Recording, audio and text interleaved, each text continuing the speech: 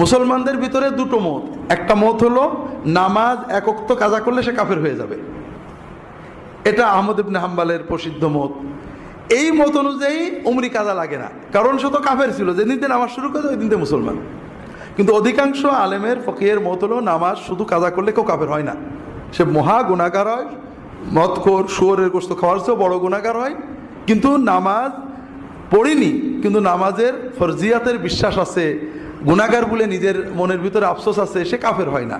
এখন এই ব্যক্তি তো তার ফরজ দায়িত্ব পালন করেনি, তার তো তওবার পাশাপাশি কাজা করা দরকার। তবে দীর্ঘদিন 20 বছর পড়িনি, এইরকম মানুষ কিভাবে কি করবে, এটা নিয়ে অনেক ঝগড়াঝাটি গোলমাল আছে। পূর্ববর্তী আলেমের ইমাম আহমদ ইবনে হাম্বল থেকে শেখ মোহাম্মদ নাসিরুদ্দিন আলবানী অনেকগুলো রেওয়ায়েত এনেছেন, যতই কাজা হোক আগে কাজাটা আদায় করে নেবে, 2 মাস 1 মাস শুধু কাজাই পড়বে, ফরজ আর কাজা এইভাবে শেষ করে নেবে। কিন্তু আমরা